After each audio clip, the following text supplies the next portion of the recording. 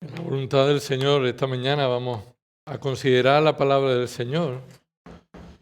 Y dice 2 Corintios, capítulo 5, versículo 14, pues el amor de Cristo nos apremia, habiendo llegado a esta conclusión que uno murió por todos, por consiguiente todos murieron.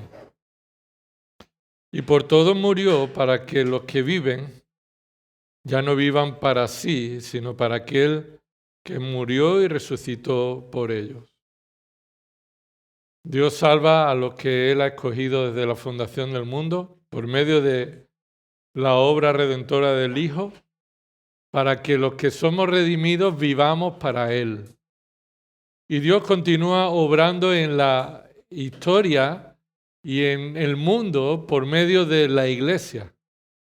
La Iglesia es la única institución que Cristo mismo instituyó, y es el único grupo que Cristo ha prometido bendecir y hacer su obra durante este tiempo, esta dispensación, hasta que Él venga y continúe obrando a lo largo de la historia.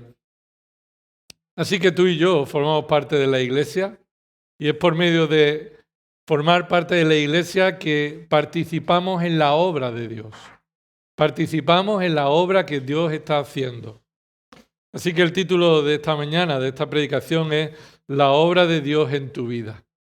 La obra de Dios en tu vida. En este sentido, lo que Dios está obrando en tu vida se manifiesta en cómo tú participas en su obra. Lo que Dios está obrando en tu vida se manifiesta en cómo participas en su obra. Y esto lo estaremos viendo en esta mañana en el libro del Antiguo Testamento como una ilustración, como una forma de ver la obra de Dios a lo largo de los tiempos, aún en creyentes en otras épocas y por medio de su pueblo, haciendo cumplir su plan perfecto por medio de obrar en hombres y mujeres pecadores para cumplir dicho plan. Antes de seguir, vamos a orar pidiendo la ayuda del Señor. Señor, oramos por medio del Hijo. Señor, en el poder del Espíritu Santo, oramos a ti, rogando, Señor, que tu palabra, Señor, sea expuesta con claridad y fidelidad. Señor, que podamos ver en tu palabra cómo tú obras a lo largo de la historia en hombres y mujeres, Señor, cambiando sus corazones y capacitándolos para hacer cumplir tu plan perfecto. Lo que estudiemos, Señor, lo que meditemos en esta mañana, te rogamos que sea tu Espíritu quien lo aplique a nuestra vida, que nos convenza de pecado, que nos fortalezca, que nos consuele, Señor, que nos levante, que afirme en nuestros corazones las verdades por las cuales podemos glorificarte y vivir para ti. A ti sea la gloria en el nombre de Jesús. Amén.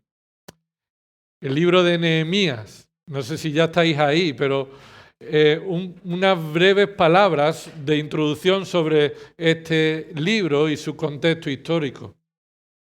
Dios es fiel, ¿verdad o no?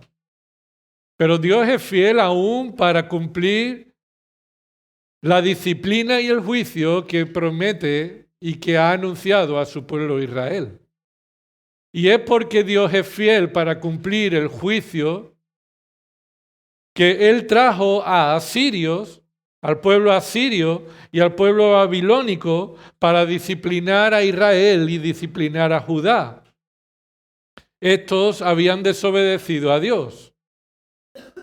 Y por la rebeldía de su corazón, Dios les anunció que serían disciplinados y el reino del norte fue llevado en el 722 por los asirios a la deportación.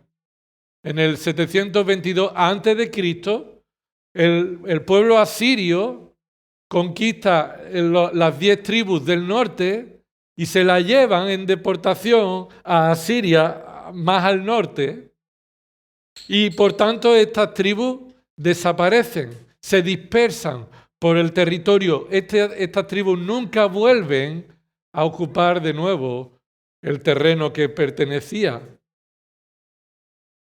Y esto lo puedes ver en 2 de Reyes, capítulo 17. Más adelante, alrededor del 605, en varias sesiones que termina y concluye en el 586 a.C., son los babilonios, quien, usados por Dios, van a conquistar Judá, el reino del sur, y van a dejar a Jerusalén destruida. Dios va a aplicar esta disciplina. Durante 70 años los llevará a la deportación a Babilonia, como vemos en Jeremías 25:11. Así que los babilonios saquean, destruyen y dejan un pequeño grupo de personas en Jerusalén, testimonial, pero las murallas y el templo han sido destruidos. El relato de Nehemías sucede alrededor del 445 a.C. 445 a.C. Nehemías relata el tercer regreso de los deportados a Babilonia de nuevo a Jerusalén. El primer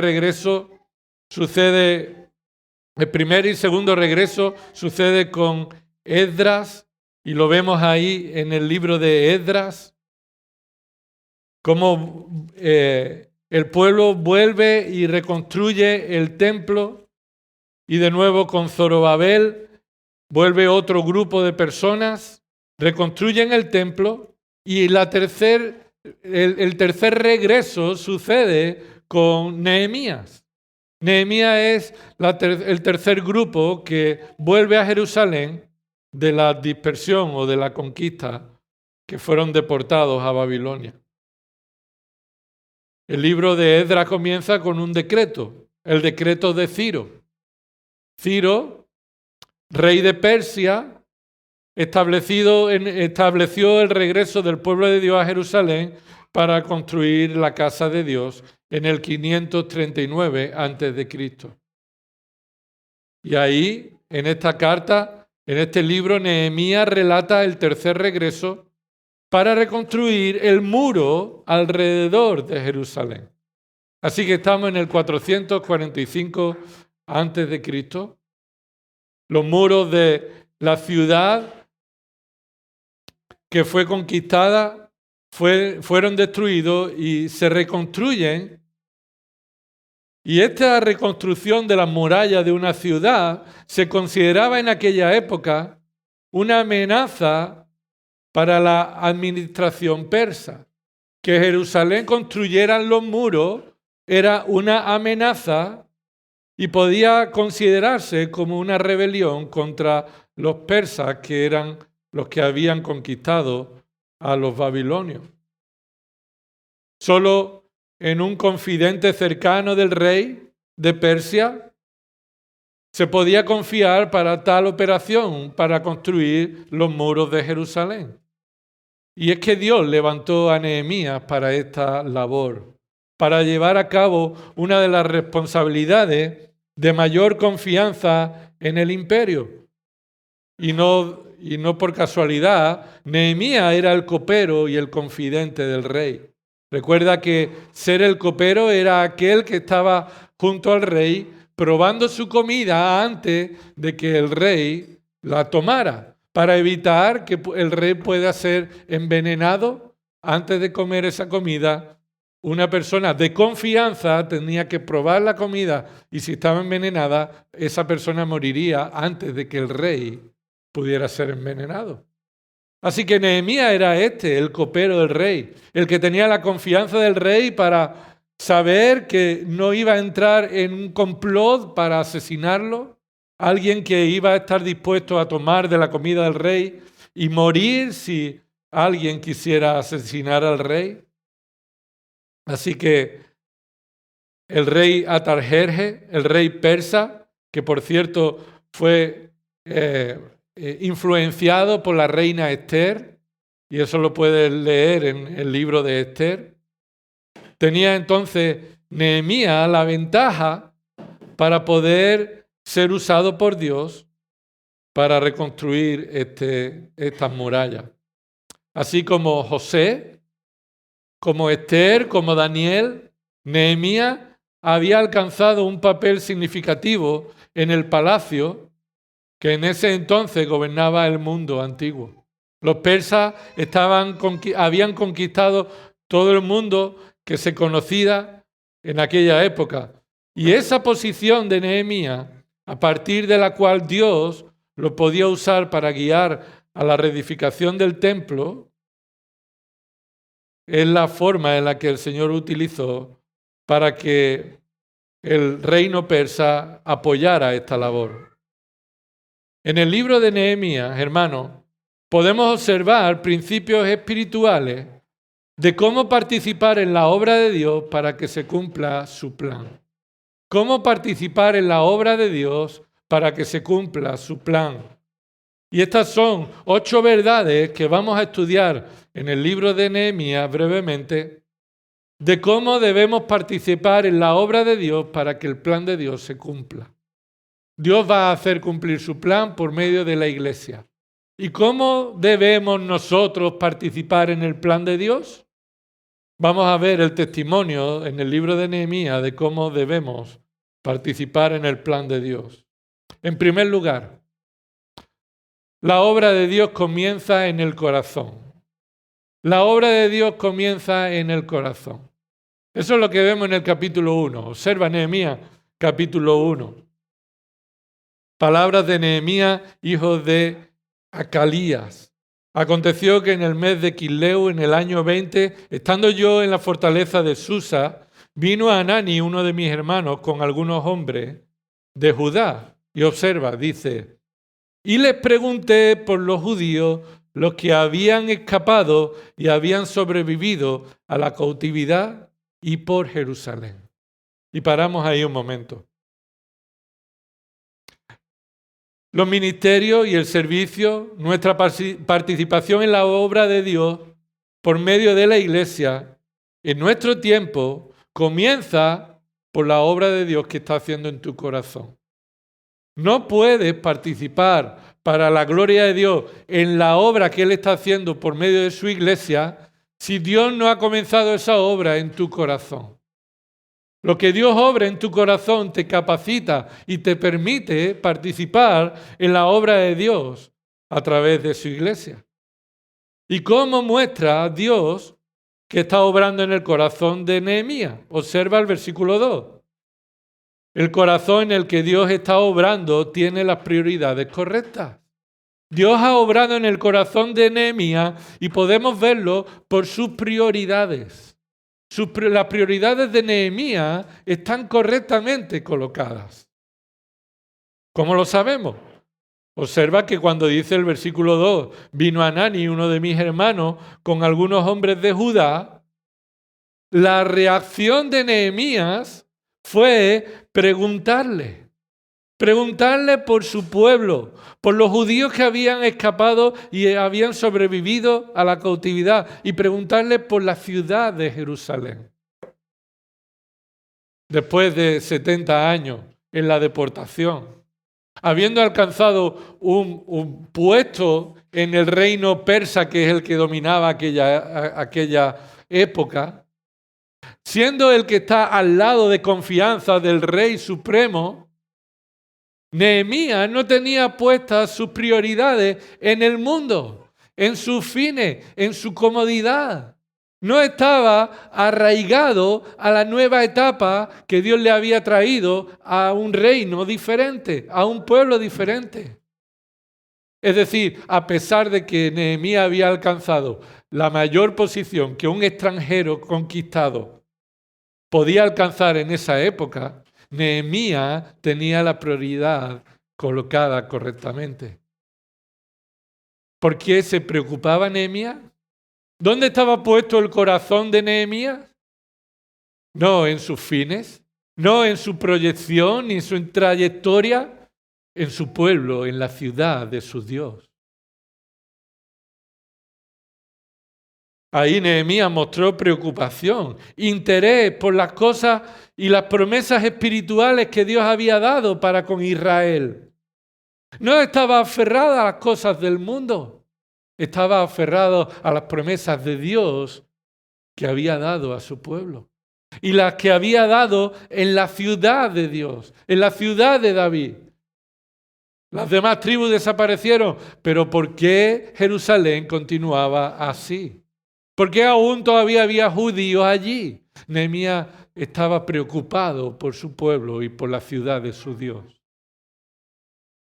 Aún siendo copero de un rey invasor, una posición de influencia, él está dispuesto a dejarlo todo para servir a Dios, al Dios de su obra.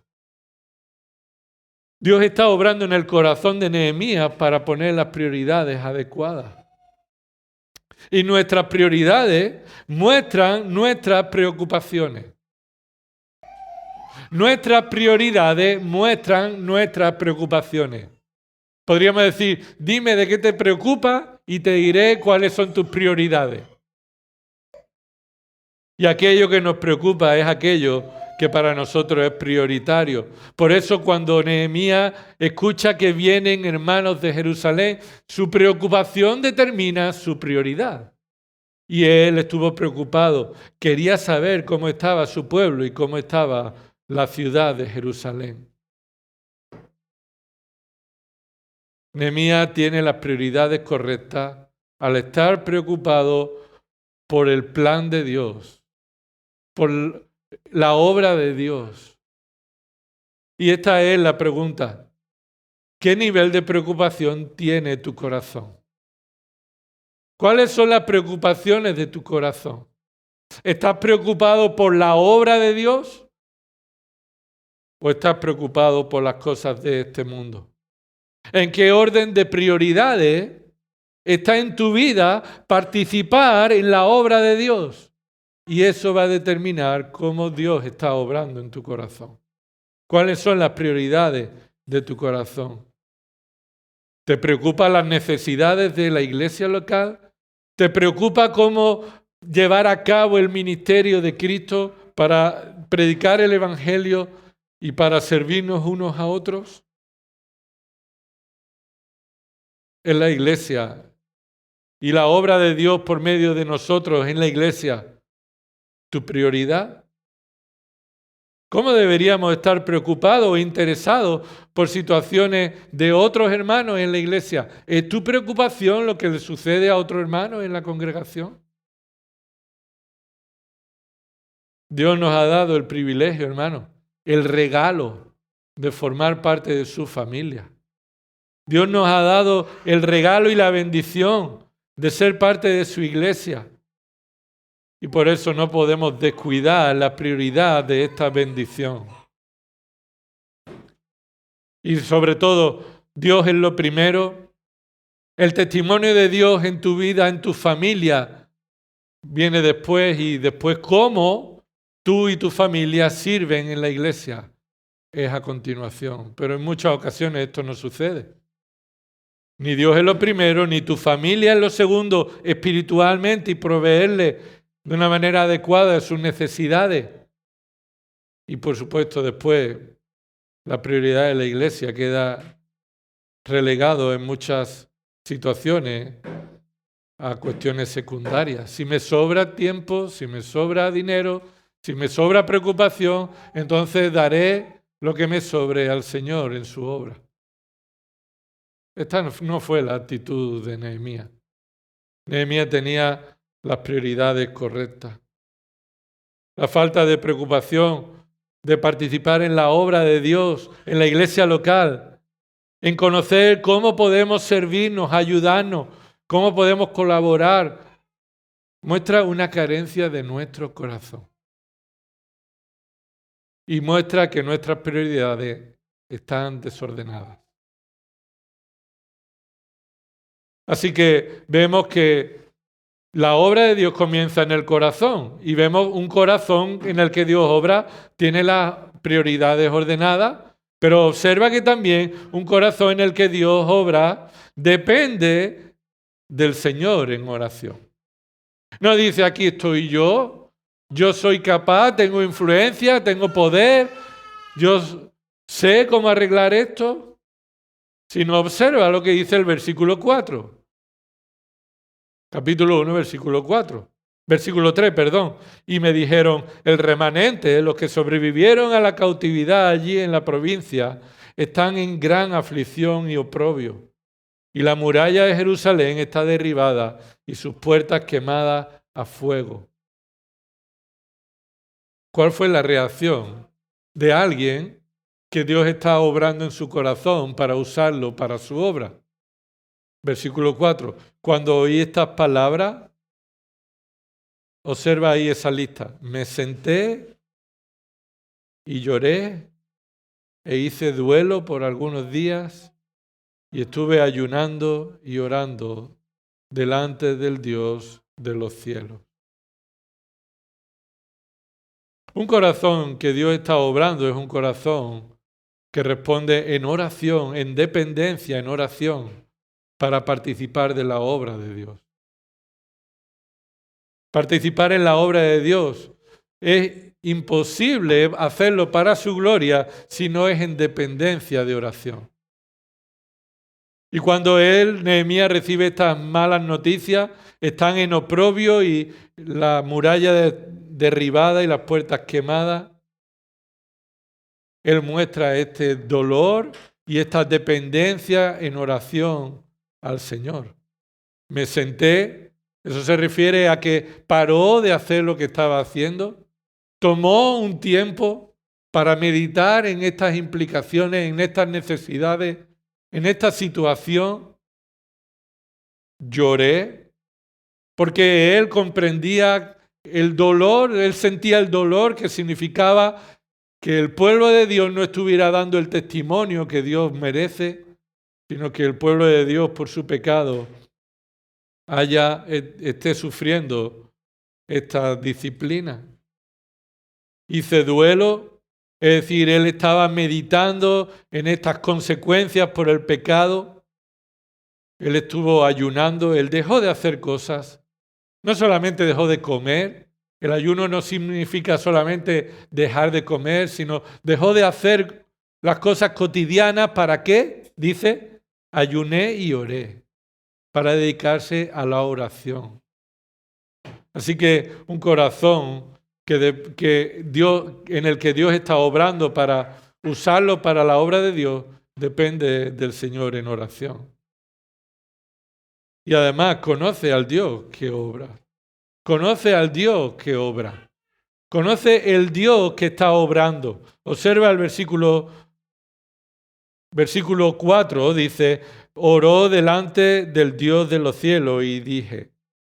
Aquí está de modo personal, como si fuera un diario que él está contando de aquello que sucedió. Versículo 5, te ruego, oh Señor, Dios del cielo, el grande y temible Dios, que guarda el pacto y la misericordia para con aquellos que le aman y guardan sus mandamientos. Nuestra oración, y Nehemías muestra que la oración de aquellos que Dios está obrando para usarlos para su obra es una oración centrada en Dios, que conoce al Dios a quien ora. Él está aquí diciendo, Dios del cielo. Él sabe que está en el cielo dominando y controlando todo, que Él es grande y temible, que Él es digno de alabanza, de gloria y merece ser temido, que debe ser obedecido, que es fiel para guardar su pacto, pero también es fiel para ser misericordioso, para no darnos el mal que nosotros merecemos. Y a ese Dios es a quien Él ora, y ora de esa manera. Esta es la oración de Nehemías, observa.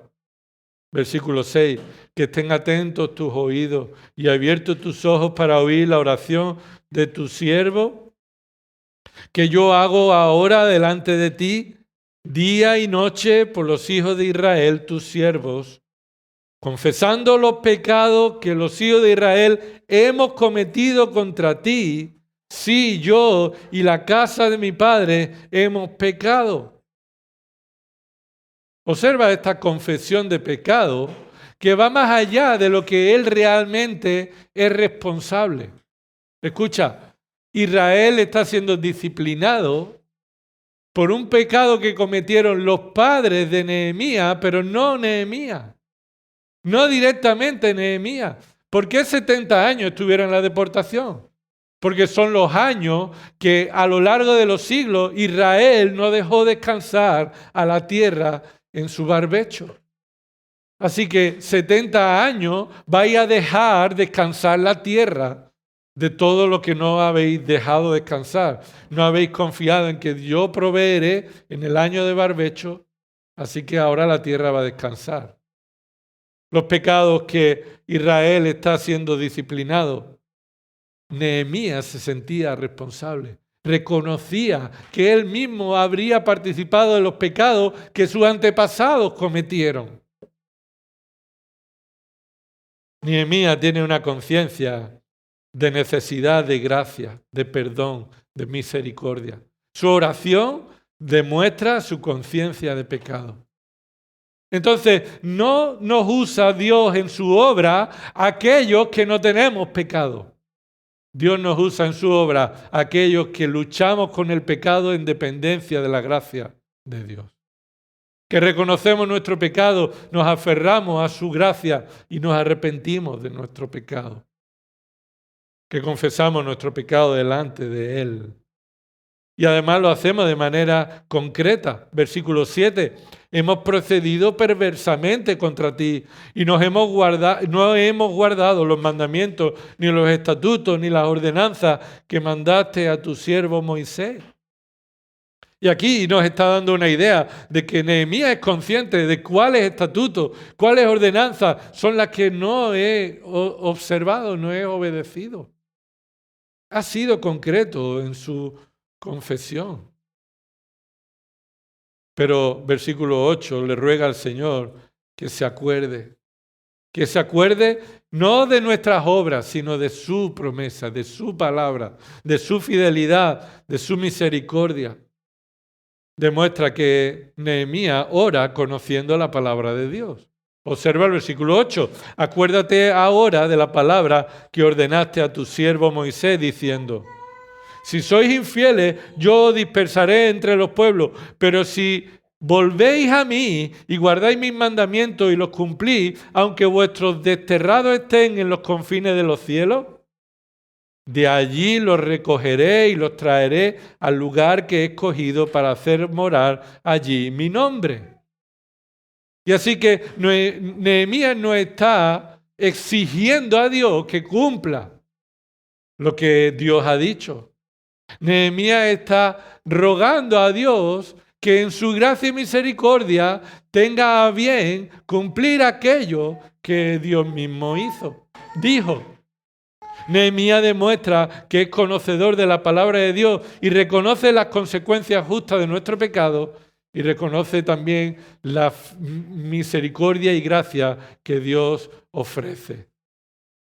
Y por eso tú y yo, para servir en la obra de Dios, debemos reconocer que Dios debe estar obrando en nuestro corazón. Si no, no podemos obrar en la obra de Dios, participar en la obra de Dios de una manera adecuada.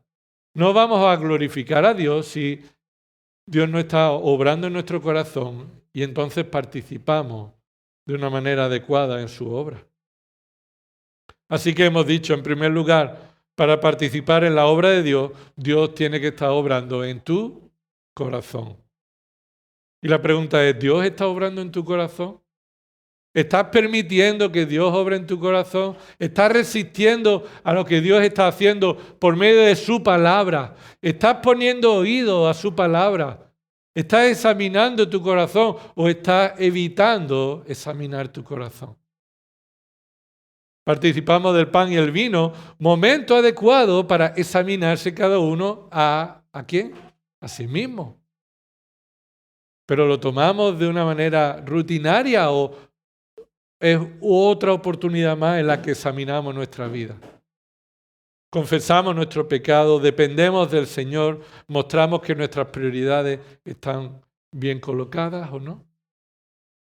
En segundo lugar, para obrar, para participar en la obra de Dios, una vida en la que Dios está obrando se manifiesta en una vida práctica. Una vida práctica. Observa en capítulo 2 de Nehemías. La vida en la que Dios está obrando se manifiesta en una vida práctica. ¿De qué manera? Bueno, una vida que está centrada en la gloria de Dios, motivada por glorificar a Dios, de una manera práctica.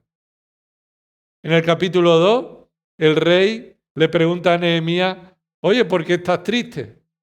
Y no vamos a leerlo todo por el tiempo, pero sí te animo a que lo puedas leer esta semana. Esto era un riesgo de muerte. Estaba prohibido, castigado con la muerte, estar triste delante del rey. Esta es una falta de respeto, de rebelión. Significa que el rey no te está dando un estilo de vida en el que tú estés contento. Eso es una ofensa al rey. Así que nadie podía estar triste delante del rey. Nehemías está triste. Su tristeza le dura. Se nota en su vida. Se le nota en su forma de trabajar, hacer su servicio para el rey. Entonces Nehemías comparte con el rey, ¿cómo no va a estar triste, oh rey, cuando mi pueblo está allí abandonado y las murallas están destruidas y las puertas quemadas? ¿Cómo no va a estar triste? Así que Nehemías comparte su situación al rey y cómo esto afecta al testimonio de Dios entre las naciones. Y el rey le pregunta, y le hace una pregunta y le dice, versículo 4, y el rey me dijo, ¿qué es lo que pides? ¿Ves ahí el versículo 4, capítulo 2, versículo 4, ¿qué es lo que pides?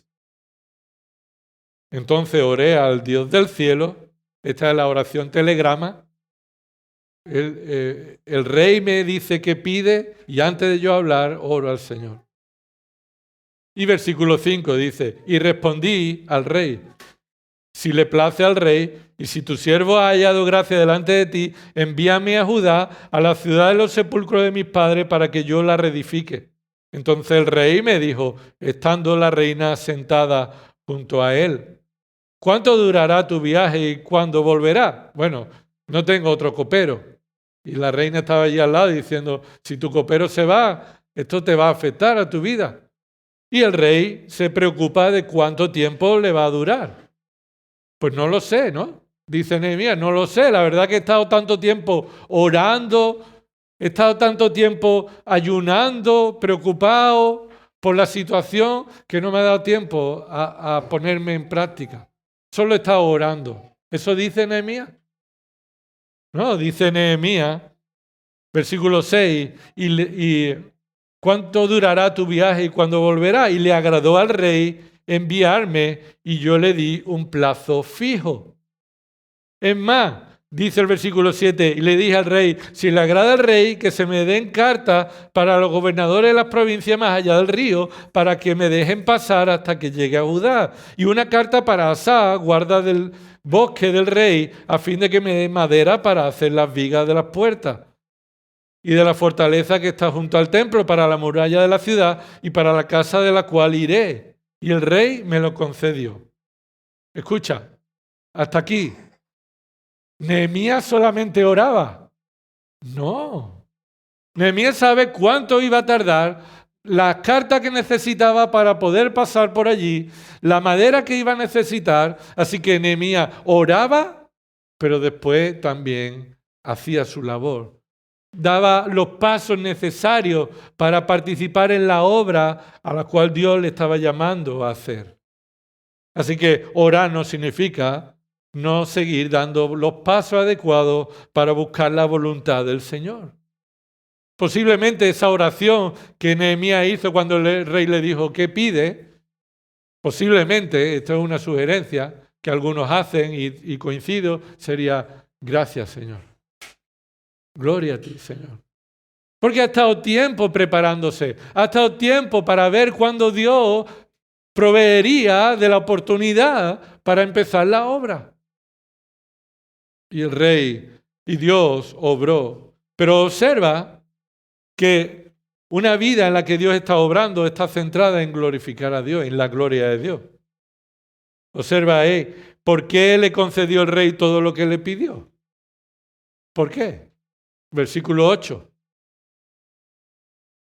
Y dice al final, y el rey me lo concedió porque la mano bondadosa de mi Dios estaba sobre mí. Tremendo.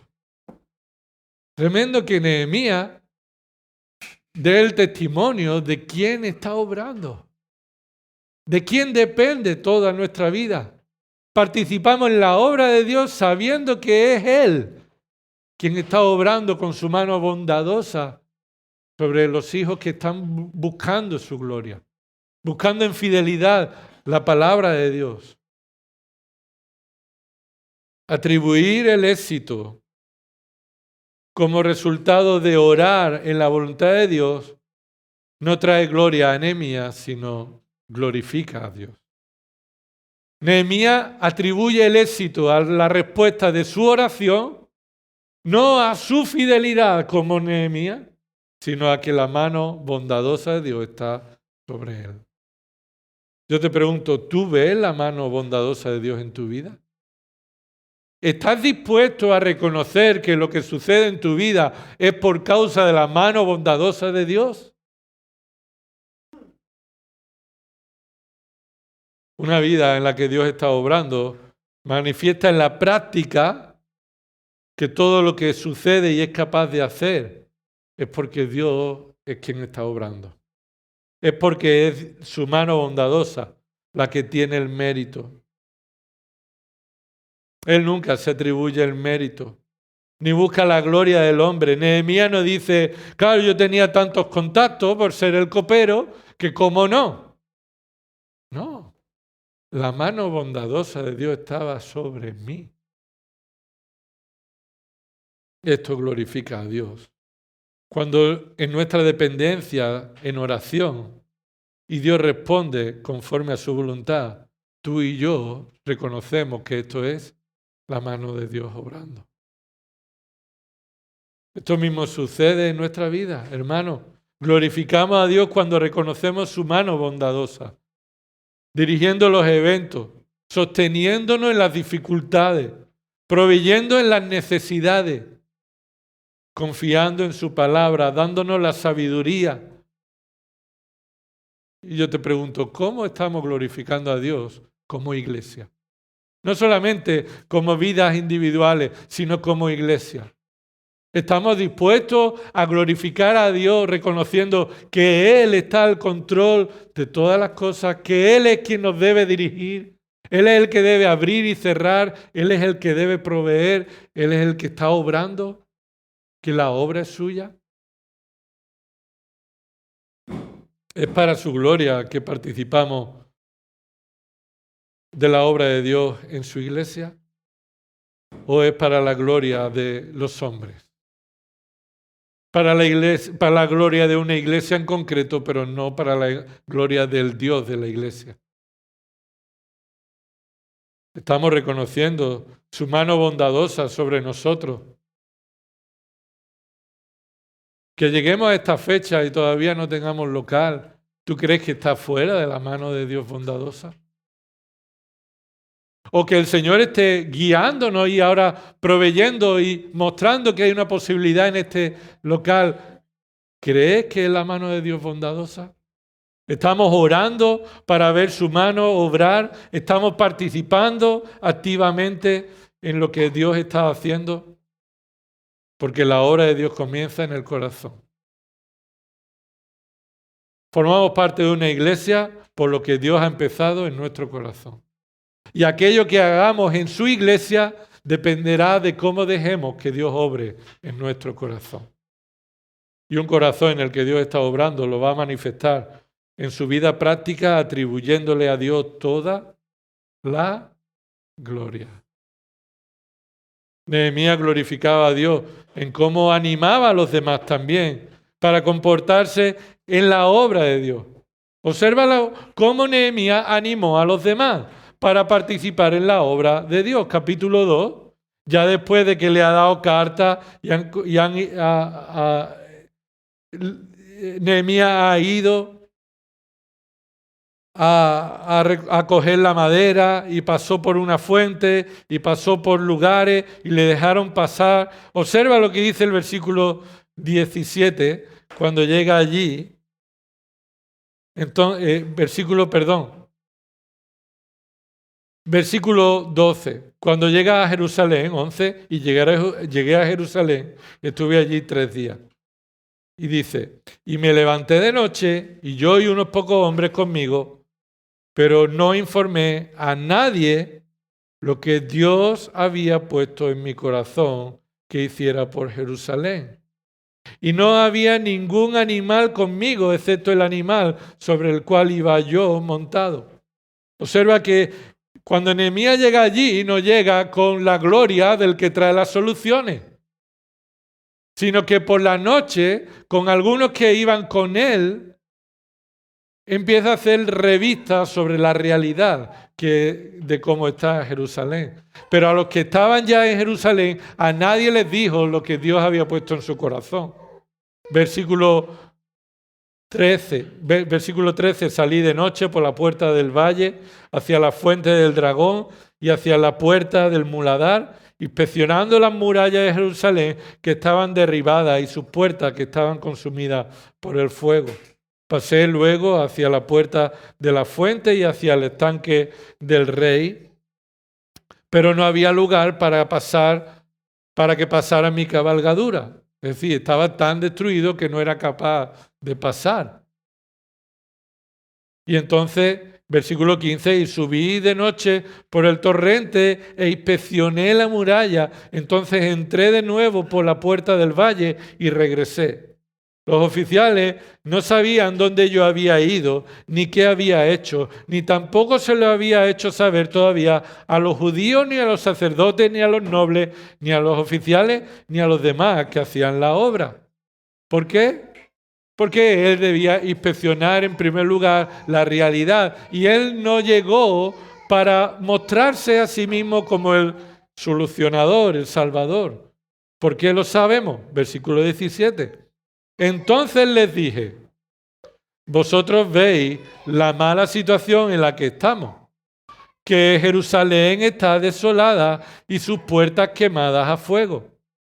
Y ahora Nehemías les llama y le dice, venid, reedifiquemos la muralla de Jerusalén para que ya no seamos un oprobio. Esto es, ya no seamos un mal ejemplo de vergüenza entre las naciones. Este es el pueblo de Dios, mira, destruido. Versículo 18. Y les conté, es decir, le animó primero a venir y edificar, pero los motivó. Necesitamos la motivación para participar en la obra de Dios. No solamente que se nos diga, venid y edifiquemos, sino que se nos motive con la razón de por qué debemos hacerlo. Y mira cuál es la motivación, versículo 18. Y les conté cómo la mano de mi Dios había sido bondadosa conmigo. Así que de nuevo, Nehemías no solamente glorifica a Dios, sino que motiva a todos los demás para que participen en la obra de Dios poniendo sus ojos en el Dios de la obra. Mira, yo no soy nadie de influencia. Yo no vengo aquí con las soluciones por mí mismo. Ha sido la mano bondadosa de Dios obrando. Y esto no solamente lo vemos para su gloria, sino que nos debe motivar, nos debe animar a involucrarnos en la obra de Dios de manera activa, pero sobre todo poniendo nuestros ojos en el Dios de la obra. A veces somos animados por la obra de Dios en nuestras vidas al ver cómo Dios obra no solamente en nuestras vidas, sino en la vida de otros hermanos. Vemos el testimonio de Dios obrando en la vida de otros hermanos.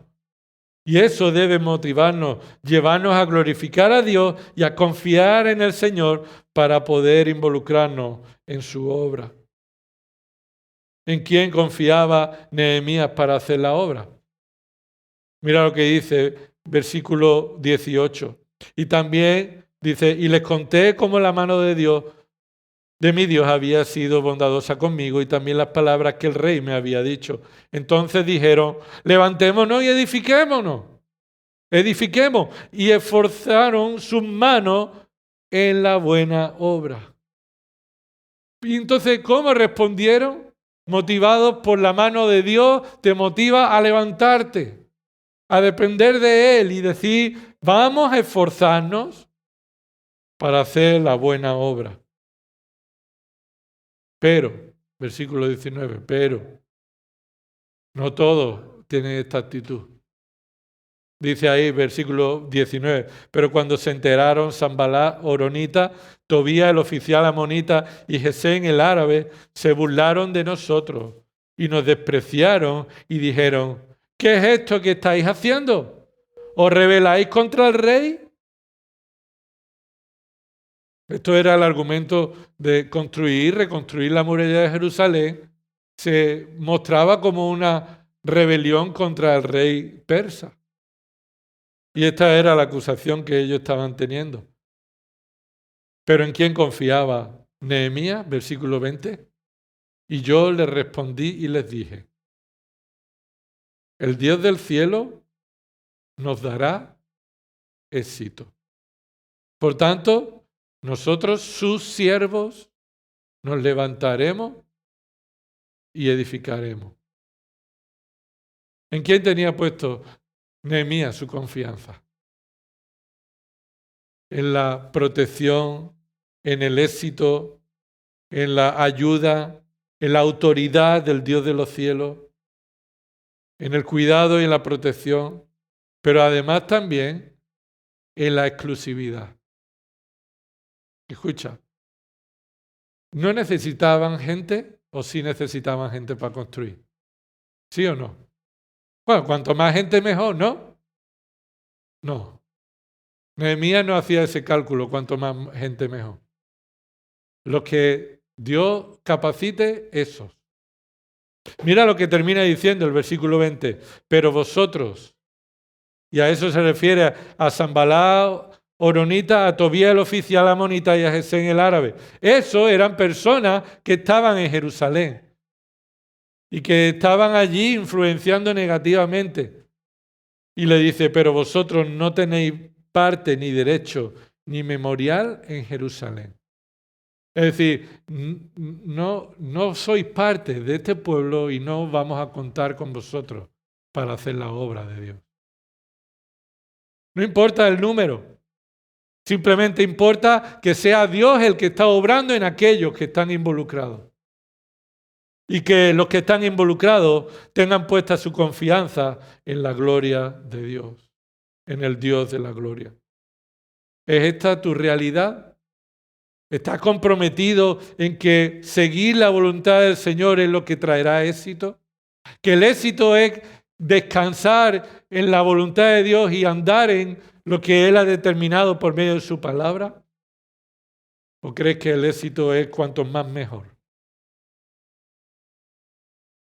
Pues aquí tenemos el testimonio de cómo participar en la obra de Dios implica vivir en la práctica para su gloria. Dando gloria a Dios, dependiendo del Dios de la gloria y excluyendo a aquellos que no tienen esta misma motivación. En tercer lugar, participamos en la obra de Dios cuando vemos que una vida en la que Dios está obrando se muestra en el servicio. Ese es el resultado. Si Dios obra en el corazón y si Dios obra de manera práctica para usarnos para su gloria, entonces ya estamos capacitados para servir. Si queremos servir en la obra de Dios, pero Dios no está obrando en tu corazón y no lo quieres hacer para su gloria, no estás preparado para servir. Observa lo que dice el capítulo 3. en el capítulo 3. ¿Quiénes estaban ocupados? ¿Quiénes se ocuparon en el servicio al Señor en la obra? Dice el capítulo 3, versículo 1, entonces el sumo sacerdote Eliasib se levantó con sus hermanos, los sacerdotes, y edificaron la puerta de las ovejas. La consagraron, asentaron sus hojas, consagraron la muralla hasta la torre de los 100 y hasta la torre de Anael. Y junto a él edificaron los hombres de Jericó, y a su lado edificó Zacur, hijo de Inri. La puerta del pescado la edificaron los hijos de Sená. Colocaron sus vigas, sentaron sus hojas, sus cerrojos y sus barras. Y junto a ellos hizo reparación Meremot, hijo de Uría, hijo de Cos. A su lado hizo reparaciones Mesulán, hijo de Berequía, hijo de Mesezabael. Y junto a este hizo reparaciones Sadó, hijo de Bana. A su lado hicieron también reparaciones los tecoitas, pero sus nobles no apoyaron las obras de sus señores. Podemos seguir leyendo todo el capítulo y debemos observar cómo el pueblo que Dios capacita para servir se muestra en estos aspectos. En primer lugar, ellos edificaban frente a su casa, frente a lo que le rodea, frente a sus posibilidades. Observa lo que dice el versículo 23. Tras ello Benjamín y Asub hicieron reparaciones frente a su casa. Después de ello Azarías, hijo de Maasías, hijo de Ananías, hizo reparaciones junto a su casa. Y esto se repite en este capítulo. Así que lo que vemos es que primero está observando en aquello que Dios te capacita a hacerlo cerca de tu casa, en los alrededores de tu casa. No podemos estar dispuestos a ayudar a otro lugar y descuidar lo nuestro. Estar dispuestos a servir en la iglesia en todo, pero descuidar a mi familia y descuidar la responsabilidad del entorno en el que Dios nos ha puesto como siervos suyos. Así que no descuidaron la obra que les correspondía frente a su hogar, a su casa. Vemos también cómo ellos servían por encima de sus posibilidades. Mira lo que dice el versículo 29. Perdón, versículo 8. A su lado hizo reparaciones Uziel, hijo de Araía, de los orfebres. ¿Quién es un orfebre? Bueno, el orfebre es el que está acostumbrado a trabajar con piedras preciosas, con oro, con plata, ¿no? ¿Y qué tipo de trabajo es ese? Un trabajo delicado. No, mira, yo estoy preparado para hacer las cosas delicadas. No, ese hombre no dijo nada de eso. Ese hombre se preparó para trabajar más allá de sus capacidades, más allá de lo que era su labor en lo profesional. No se excusó para decir, yo no puedo trabajar en la obra. Él era un orfebre y él participó con los muros, con las piedras, con la roca, con la arena, con las vigas y con todo lo demás. Algo que él no estaba acostumbrado. Mira lo que dice el versículo 8. Y junto a él hizo reparaciones Ananías, uno de los perfumistas. El peor sitio para un perfumista es construir una muralla. Un perfumista es aquel que está trabajando en crear los perfumes y trabaja con las manos limpias, trabaja con todo para que los perfumes no se estropeen. Un perfumista de albañil, de constructor, haciendo una obra que era necesaria y él formaba parte de esa obra conforme a la voluntad de Dios. Y él nos dijo, pero es que esto no es lo mío. Cuando haya que hacer perfume me llamáis. ¿No? No sucedió así. Él también construyó. Y ellos restauraron. Versículo 22. Y después de él hicieron reparaciones los sacerdotes. ¿Sacerdotes qué hacían? Su labor no era nada de esto. Pero ellos, cuando no estaban cumpliendo con los sacrificios, estaban ocupados en lo que hiciera falta, hermano. Y versículo 31. Después de él, Malquías, uno de los orfebres, hizo reparaciones hasta la casa de los sirvientes del templo y de los mercaderes frente a la puerta de la inspección y hasta el aposento alto de la esquina. Versículo 32. Y los orfebres y los mercaderes hicieron reparaciones entre el aposento alto de la esquina y la puerta de las ovejas. Los orfebres y los mercaderes. Los mercaderes son los que están acostumbrados a hacer negocios y no mover ni un dedo, ¿no? Bueno, podríamos decir, están acostumbrados a que otros hagan labores mientras ellos compran y venden. Y otros cargan y descargan, otros llevan y traen. Pero ellos estuvieron dispuestos a servir más allá de lo cotidiano, más allá de lo que ellos estaban preparados para hacer. Claro, si Dios te ha dado capacidad para, como en aquella época, para ser un albañil, por supuesto, vas a saber hacerlo.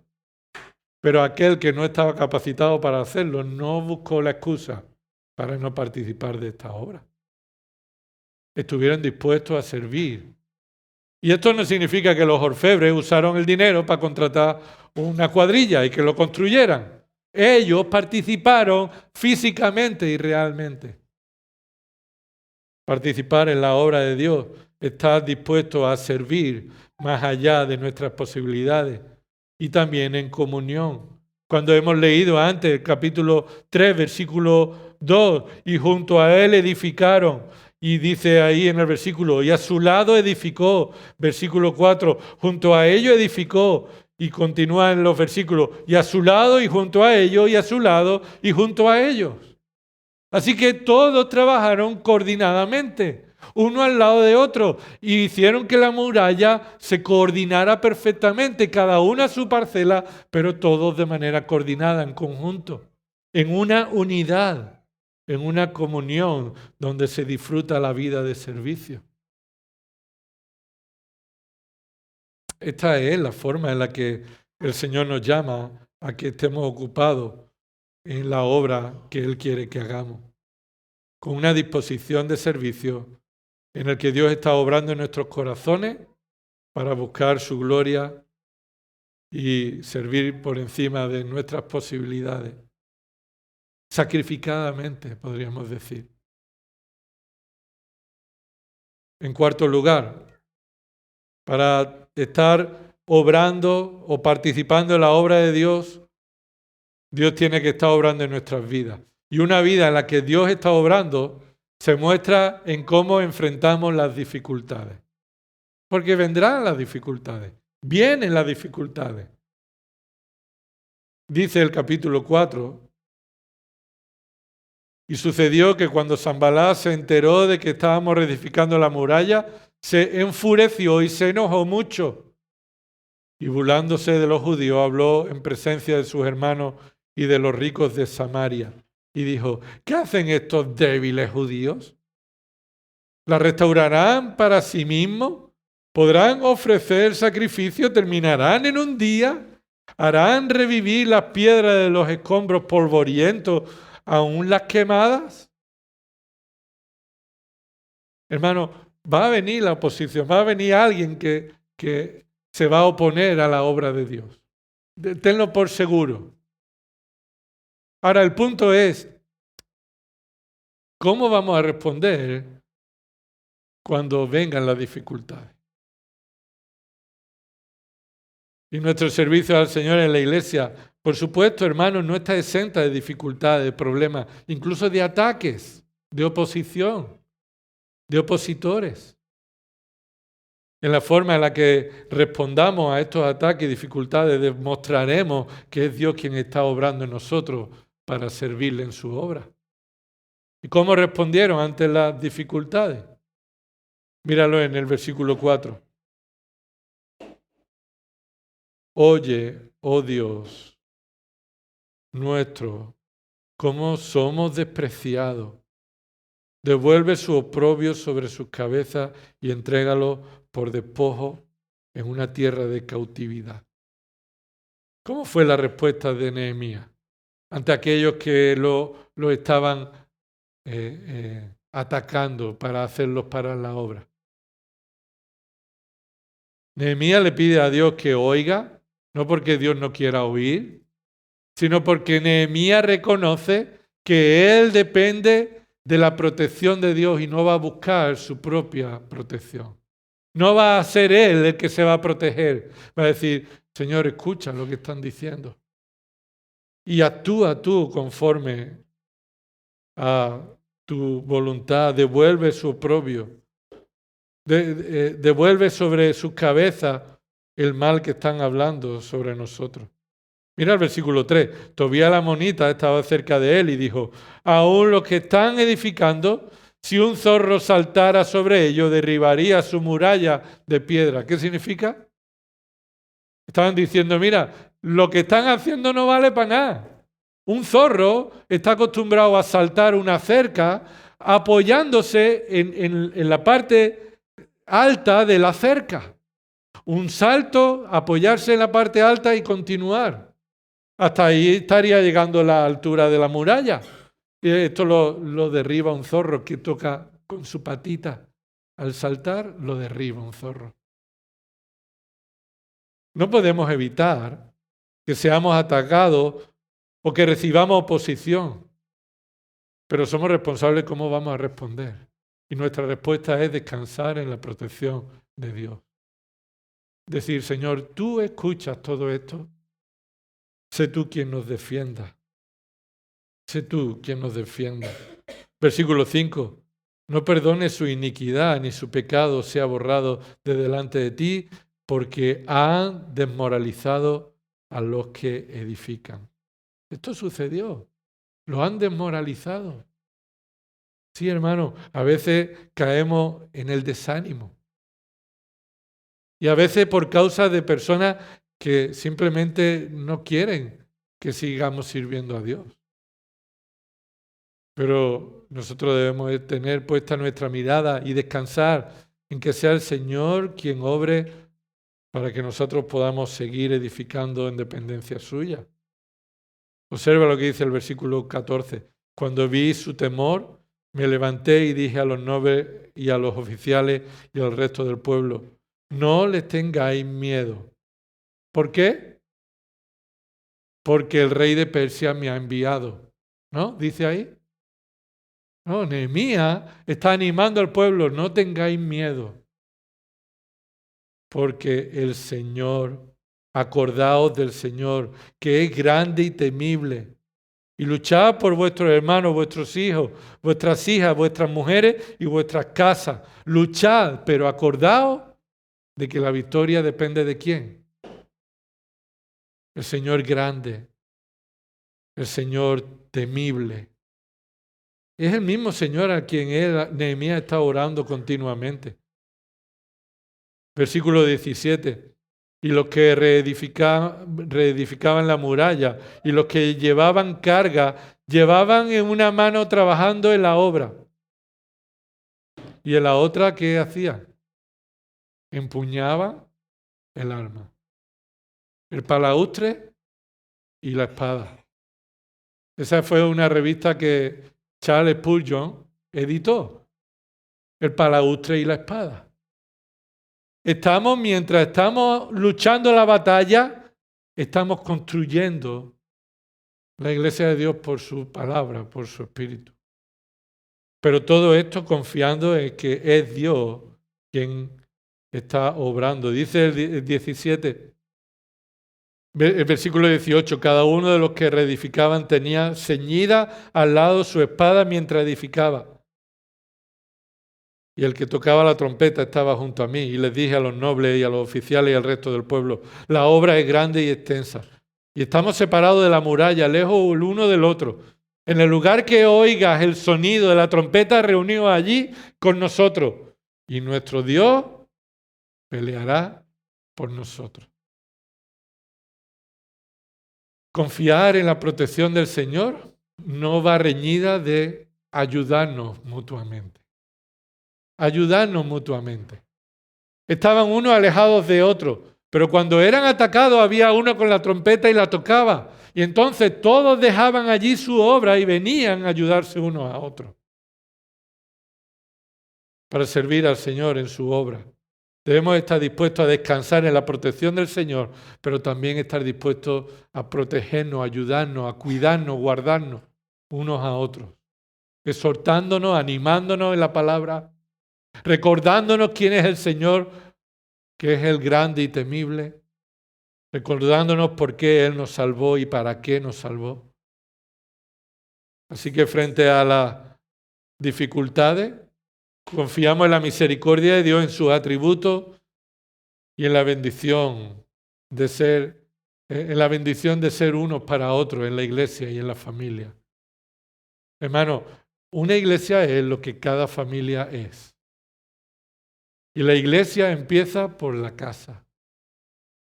Y después cada familia se unirá con otra familia en el que juntos queremos buscar la gloria de Dios, ayudándonos unos a otros para hacer la obra de Dios. Pero una iglesia nunca puede ser lo que la familia no sean en su hogar. Y debemos servir juntos, buscar la dependencia del Señor juntos, pero también enfrentar las dificultades juntos para glorificar a Dios. Terminamos rápidamente y os voy a dar estos títulos. En quinto lugar, una vida en la que Dios está obrando promueve la santidad. En el capítulo 5 se ve cómo allí se estaba practicando la usura, esto es, prestar dinero, pero después cobrar con intereses, hasta tal punto que no podían pagar sus deudas y entonces un judío hacía a otro judío esclavo. Así que el pueblo estaba dividido porque algunos no habían perdonado la deuda a otros o estaban queriendo hacerse ricos a costa de otros y estaban practicando la usura. Así que, ¿cómo corrigió Nehemías la usura? Bueno, no la toleró. Conoció cómo el pecado estaba afectando al pueblo y reconoció, por esta razón esta ciudad fue destruida. ¿Cómo vamos a permitir que esta ciudad continúe en el pecado mientras la estamos reedificando? Así que está sirviendo al Señor buscando la santidad en la forma en la que sirve al Señor. No te da igual la forma en la que servimos al Señor. No servimos al Señor de cualquier manera, sino requiere que promovamos la santidad, que busquemos la santidad uno a otro.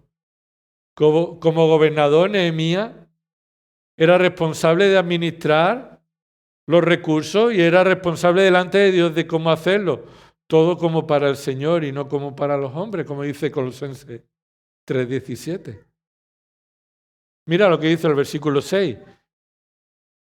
Capítulo 5, versículo 6. Entonces me enojé en gran manera cuando oí su clamor y estas palabras. Se reveló mi corazón dentro de mí y contendí con los nobles y con los oficiales y les dije, estáis cobrando usura cada uno a su hermano. Y congregué contra ellos una gran asamblea y les dije, nosotros, conforme a nuestras posibilidades, hemos redimido a nuestros hermanos judíos que fueron vendidos a las naciones. ¿Qué está diciendo? Nosotros hemos pagado por la libertad de nuestros hermanos judíos que están esclavos en otros lugares. Y ahora venderéis a vuestros hermanos para que sean vendidos a nosotros. Entonces se quedaron callados y no hallaron respuesta. Y agregué, no está bien lo que hacéis. ¿No debéis andar en el temor de nuestro Dios a causa del oprobio de las naciones enemigas nuestras? También yo y mis hermanos y mis siervos les hemos prestado dinero y grano. Os ruego pues que abandonemos esta usura. Os ruego que hoy mismo les devolváis sus campos, sus viñas, sus olivares y sus casas. También la 100ª parte del dinero y del grano, del mosto y del aceite que estáis exigiendo de ellos. Entonces ellos dijeron que, mira que pone ahí, lo devolveremos. y no lo exigiremos nada. Haremos tal como has dicho. Y llamé a los sacerdotes y les hice jurar que harían conforme a esta promesa. Mira, participar en la obra de Dios, en el servicio, en la iglesia. Esto requiere la santidad de una vida que procura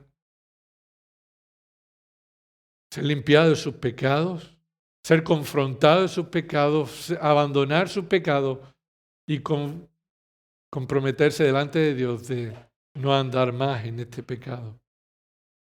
Así que una vida en la que Dios está obrando para participar en su obra en la iglesia promueve la santidad, señala el pecado y nos apunta a una vida de obediencia. En sexto lugar, una vida en la que Dios está obrando está siempre alerta. Está siempre alerta. ¿Y cómo edificaban el muro? Lo hemos visto antes. Estaban todos allí pendientes quién necesitaría ayuda. Pero ¿en quién confió Nehemías para la seguridad de la ciudad? Capítulo 7. Mira lo que dice el versículo 1 al 4. Capítulo 7, versículo 1 al 4. Aconteció que cuando la muralla fue reedificada y había yo asentado las puertas y habían sido designados los porteros, los cantores y los levitas, puse al frente de Jerusalén a mi hermano Hanani y a Ananías, comandante de la fortaleza. ¿Por qué? Escucha ahí y subraya, este es el punto. Porque era hombre fiel y temeroso de Dios más que muchos. Más que muchos. Así que estaban cuidando de la ciudad aquellos que eran capacitados en su fidelidad, en el temor de Dios, aquellos que estaban dando muestras en su vida de que podían cumplir con responsabilidades especiales, concretas. ¿Cuál es el testimonio de tu vida? ¿Se te puede dar la responsabilidad de algo? ¿Es tu fidelidad la muestra de testimonio? ¿Es tu temor de Dios la forma en la que tú sirves a Dios? En séptimo lugar, una vida en la que Dios está obrando, ofrenda a Dios con gratitud. Ofrenda a Dios con gratitud. Mira ahí en el capítulo 7. Sabemos que Dios es el proveedor de todas nuestras necesidades, pero también sabemos que Dios nos capacita para proveer para su obra por medio de lo que Él nos da a nosotros. Es decir, la obra de Dios no se realiza por medio de la financiación o de lo que toque la lotería. No. Lo que cada uno hemos recibido de parte de Dios es con lo que Dios va a hacer su obra.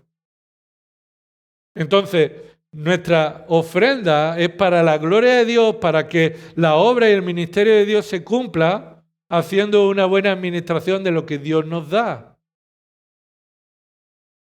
¿Y qué ofrecieron los israelitas para esta obra? Observa el capítulo 7, versículo 70. Algunos de los jefes de las casas paternas contribuyeron para la obra. El gobernador dio para el tesoro 1000 dracmas de oro, 50 tazones y 530 túnicas sacerdotales. Los jefes de las casas paternas dieron para el tesoro de la obra 20.000 dracmas de oro y 2.200 minas de plata. Lo que dio el resto del pueblo fue 20.000 dracmas de oro, 2.000 minas de plata y 67 túnicas sacerdotales. Y habitaron en sus ciudades los sacerdotes, los levitas, los porteros, los cantores, algunos del pueblo, los sirvientes del templo y el resto de Israel. En el contexto nos muestra que no tenían lugar donde vivir los sacerdotes, porque tenían que buscarse su propio sostenimiento. Pero cuando el pueblo proveyó para la obra, entonces los sacerdotes, los levitas, los cantores pudieron dedicarse a su ministerio. Y observa que aquí está clara la cantidad de cuánto es lo que se hizo. Se recogió. No está ahí por estar, por rellenar. Está ahí porque está contabilizado, porque hay fidelidad en cómo se hace. Por eso se contabiliza para un buen uso de las necesidades. Aunque aquí se dice el resto del pueblo, los jefes, de una manera general y no lo que cada uno dio. Sí, es bueno que tu mano derecha no sepa lo que da tu mano izquierda, en el sentido de que sea una ofrenda que delante de Dios tú sepas lo que estás ofrendando. Pero lo que estamos viendo es que el pueblo está ofrendando con gratitud porque Dios está obrando en sus vidas. Porque está mostrando, Dios le ha mostrado al pueblo que la obra de Dios se realiza por medio de lo que Dios le provee a cada familia. Y podremos hacer la obra de Dios en la medida en la que cada familia, con gratitud, establezcamos delante del Señor nuestras ofrendas de fidelidad. En último lugar, Dios obra en tu vida por medio de su palabra. Por medio de su palabra. Capítulo 8. Se reúne allí todo el pueblo cuando ha terminado la muralla y se reúnen para decirle a Esdras: trae el libro. ¿Qué libro es este? No es el libro de la contabilidad, no es el libro de las memorias, es el libro de la ley. El pueblo está deseoso de ser expuesto a la palabra de Dios, fortalecido, exhortado, animado. Y tú y yo debemos servir al Señor en dependencia de su palabra. Un pueblo que desea la palabra de Dios, un pueblo que pide la palabra de Dios, un pueblo que está atento a la palabra de Dios, un pueblo que es enseñado por maestros de la palabra de Dios, un pueblo que entiende y aplica la palabra de Dios. Este es el pueblo que Dios está obrando para hacer su obra. Vamos a orar. Señor, te damos gracias por tu obra en nuestras vidas. Queremos, Señor, que tú hagas tu obra en nuestro corazón para que de este modo, Señor, podamos cumplir con tu voluntad en el servicio para tu gloria, formando parte de tu iglesia local. Señor, perdona nuestro pecado de aferrarnos a este mundo, aferrarnos a nuestra gloria, o desanimarnos por cuestiones que no deberían. Señor, que veamos en este ejemplo de cómo tú capacitaste a Nehemías y al pueblo para hacer cumplir tu obra en la reedificación de esas murallas. Y Señor, usa tu palabra para guiarnos, para llevarnos. Usa tu palabra para mostrarnos tu voluntad. Usa tu palabra para hacernos examinar y santificarnos en el corazón, para estar dispuestos a servirnos mutuamente, a cuidarnos y protegernos mutuamente, pero todo esto en dependencia de tu mano bondadosa sobre nosotros. Pedimos perdón, Señor, cuando perdemos de vista que la iglesia solo te pertenece a ti, Señor, y que es un regalo, una bendición, un privilegio formar parte de tu iglesia. Así que guíanos, Señor, que todo lo que hagamos, Señor, te glorifique, sea de acuerdo a tu voluntad revelada en tu palabra, que sean con corazones que tú estás obrando en nosotros. Señor, que sea para exaltar a Cristo, en dependencia del Espíritu Santo. Señor, que todo lo que hagamos sea de ti, por ti y para ti. En el nombre del Señor Jesucristo. Amén.